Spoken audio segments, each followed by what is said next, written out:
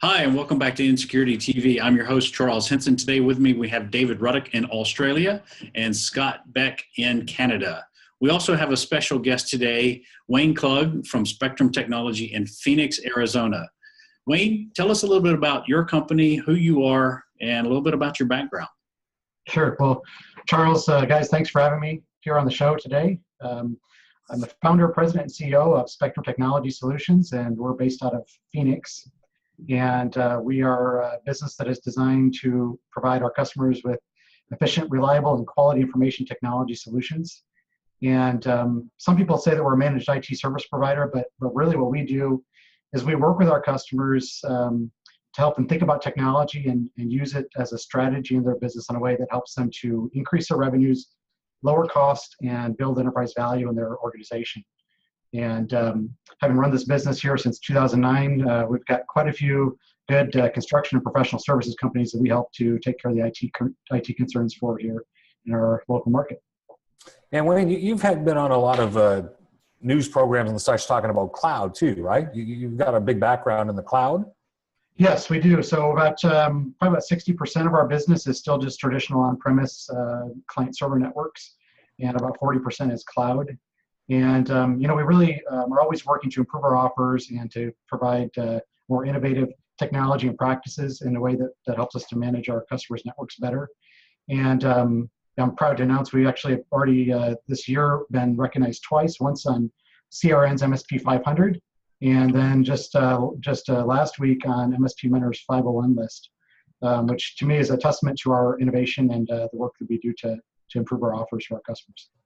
Well, congratulations on those. So with client data and the cloud, and sometimes data, leaks outside of companies, you had a really interesting situation occur with one of your clients, didn't you? I did, yeah. So I'm happy to share that story here today. It was a medical office that we were working with, and they allowed some of their employees or practice administrator, for example, to take laptops home with them to continue their work outside the office, like many of all of our customers do. And it was a long holiday weekend, and we found out on Monday morning, having returned from the holiday, that this laptop that the administrator took home went missing. Well, we found out after contacting the customer and finding out that this machine's been offline, that actually not only did the machine go missing, but the person did, because they were in a car accident and unfortunately passed away over the long weekend. So the customer said, well, we're certainly concerned about that family, right, and the loss of their loved ones, but we're also concerned about our equipment and our data.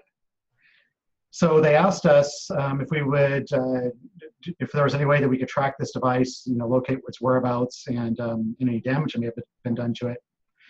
And we had recently implemented and rolled out Beachhead Simply Secure to this practice. And this is a technology that allows us to monitor mobile devices and to encrypt them and to remotely wipe them if they become lost or stolen.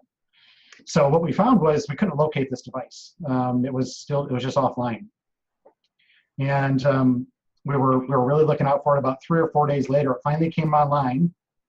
And we rolled out another technology we called through Prey Project, which allowed us to enable the webcam on the machine, because we're thinking, well, maybe it was stolen, or it's maybe a family member has it or something.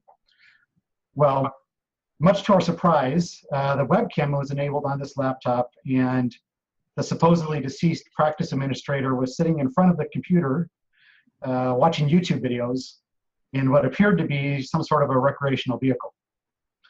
So we were able to take some pictures of that, of the gentleman sitting in front of the webcam, and we submitted those to the authorities. We also noticed in the background of the webcam there was a dirt bike sitting, and having submitted this to authorities and had them do their investigation, they found not only did this man fake his death and steal a corporate laptop, he also stole the RV that he was in, the dirt bike that was pictured behind him, along with $5,000 of cash. Wow. So nothing that we would have ever expected, but a true testament to the risk of your devices through somebody that you would think you could trust, right? A practice administrator that worked because this was one of their key employees, one of their trustworthy people, right? Yeah, he worked for the organization for probably half a dozen years. You know, he had a lot of sensitive data that he had access to. He had access to payroll information, accounting information, let alone the protected health information that was also located on that laptop. Well, that's amazing when you think about it. Now, you mentioned Beachhead, which is like an encryption software. I think we've talked about that before with maybe Peter Verleza on a different show. But with that, it allows you to wipe that device in the event that it goes lost or stolen. And Correct. so using that technology and having that implemented is very important to businesses for cases just like this. In this case, the laptop was actually taken by the employee that, supposedly was dead. But in other cases where laptops come up missing, the software is invaluable for wiping that data, because you think of the ramifications that healthcare provider would have had if they had to make a press release as well as tell all of their clients, we've lost a laptop and now we have to pay for credit monitoring for all the patients that they've ever seen. Yeah, because not only did we lose the laptop, it's like, okay, guys, we lost the laptop and it's got your data on it. I mean, that's a big to-do. David, what is it like in Australia when it comes to lost data? What do you still have to report that to all the clients? Yeah, see, I was at our AusCert last week, which you guys know, which is the Australian CERT organisation. They do the annual cybersecurity conference. And I was actually talking to a professor who is from one of the universities here, talking on medical record protection. And I actually raised the subject that we should look at something like HIPAA. And I got a lot of this. And the reality is, at the moment, our devices don't have to be encrypted. And we don't have to notify anyone. We don't have to do any credit reporting. All the stuff that you guys have to do, we don't have to do yet. I want it because I think it's ridiculous that, I mean, Jesus, Wayne, that is like the most, that's a story people make up. Guy killed himself or faked his own death and was found in a trailer watching YouTube videos on the stolen laptop. But I mean, it happened. But something like that's going to happen here in Australia. And if we don't take that seriously, I can't even begin to think what the ramifications are going to be. It's really quite scary. Yeah, I mean, you think about it, it's really about taking precautionary steps. Had Wayne not, talked to his client about this software, about encrypting the data and having it there, they would have never found that laptop, possibly. I mean, you think about that and not being able to access it, wipe the data, or even having it encrypted is a huge HIPAA violation here in the U.S. And, with Australia getting hit harder and harder by cyber criminals, cyber attacks, I mean, I think I see more stuff about Australia being attacked than I do the U.S. And again, it's just a lot of noise nowadays. Every week you turn on the news, you turn on the TV, you pop up, a website and voila, there's somebody else getting attacked. Walmart's got credit card skimmers across the U.S. It's just, there's constantly something there. So it goes back to the business owners that need to take the responsibility, whether they're governed by the state or any government entity. They need to be protecting their own clients' data. They don't need to be waiting for mandates to be put in by government systems. Well, it's business reputation too, right? So let's say I, as an employee, lose my laptop at the mall or something, and there was client data on it, and that client data gets stolen, and there's fraud that happens. And when the police start investigating this, and it links back to that laptop. So in David's situation, even if there's no law about it, my business is going to get dinged because it came back, and it's likely going to leak. There's always going to be that cost, right? So there's something you got to think about it. And it's not just about hackers. It can be internal. A lot of things happen internally. You lost phones, lost laptops, stolen. Here in Canada, we had our largest health organization, which is government owned and driven. They lost a laptop with over 640,000 records on it. We had our Our version of the IRS for our American friends, they lost a laptop that had all these tax returns of hundreds of thousands of people. And I remember for myself, my own data got breached by a loss of a USB key for people that had student loans from a time frame. They had hundreds of thousands of data on this USB stick that got lost. So we're talking, you're in Canada, we call it a social insurance number, but your ID number's on that. You've got some financial information. So these things can happen. I'm mentioning a few of the big ones that came from government. Going back to Wayne's story, I mean, it can be inside someone being disgruntled. Could do a lot of damage to your business. And sorry, Scotty, it just, it intrigues me that Wayne took the initiative to install this Prey software. Wayne, can you tell us a little bit about that and how that works? Because, we've had a show episode where we were talking about people taking over users' camera. Miss Teen USA had her camera compromised, and it was a college kid, and he said he had over 250 women, college students, access to their cameras, and so he was watching. So can you talk a little bit about that software and what it's used for and the benefits of having it on a system?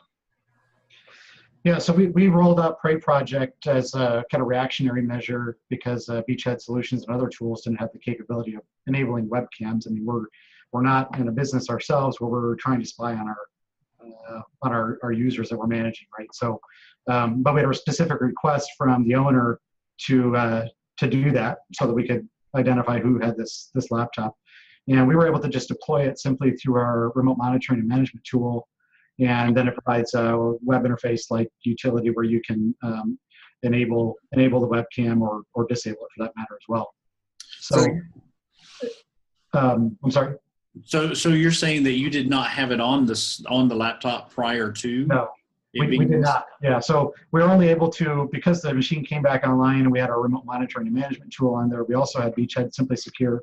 We then reactively deployed Prey Project for the sole purpose of capturing an image of whoever was in front of this computer.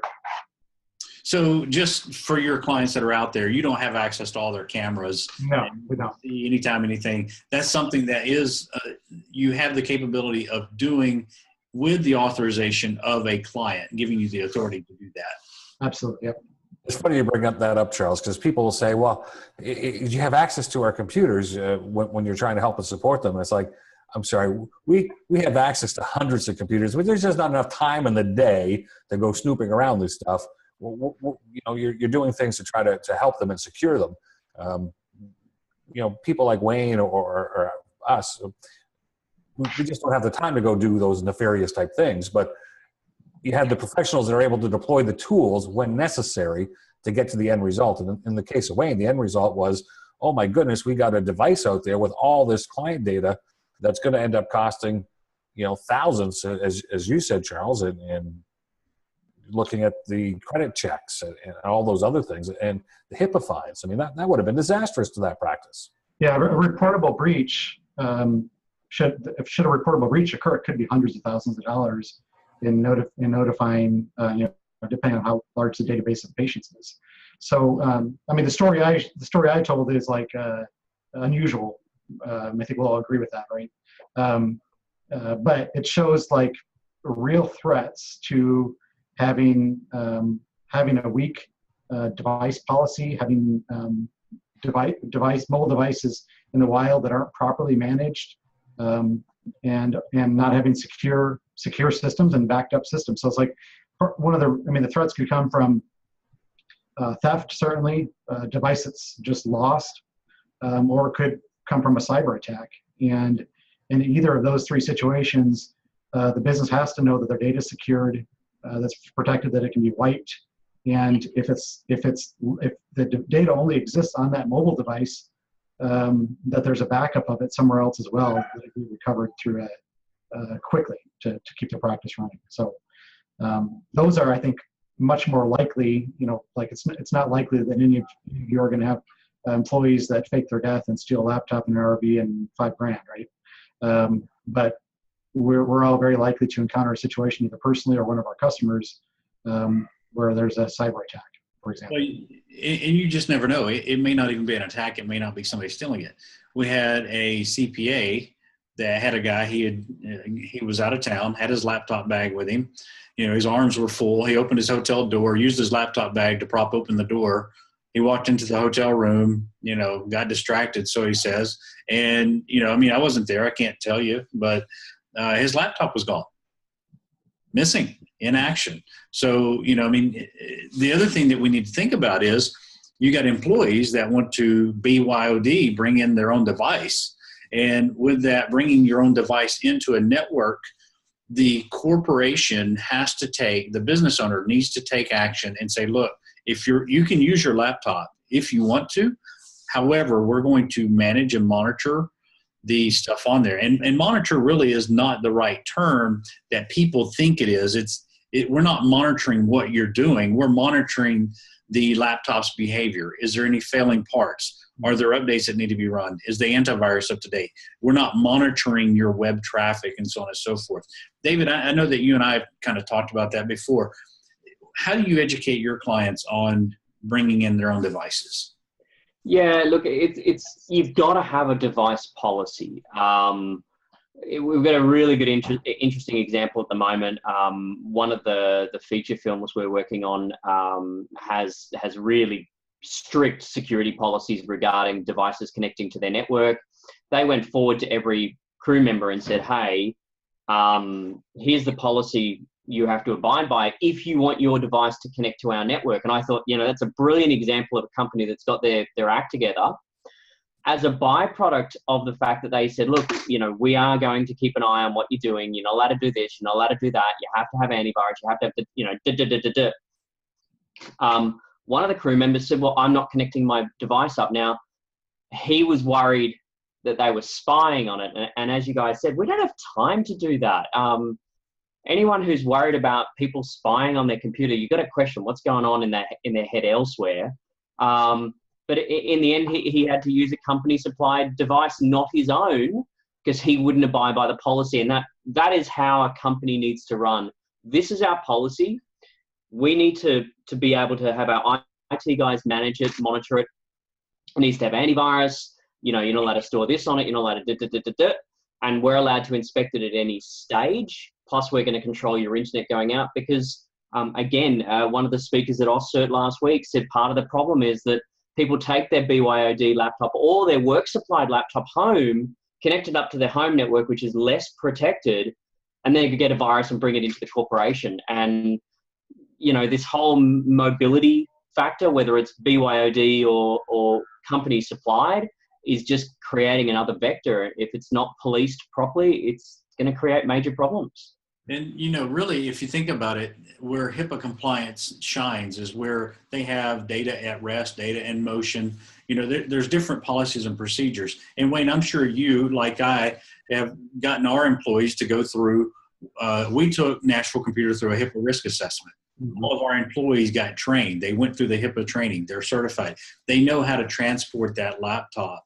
And, you think about that, Wayne, if this medical client comes in and they let somebody use their own device, but they don't abide by the laws, think about the money the amount of fines that they would get fined. The amount of money is just astronomical in a fine like that.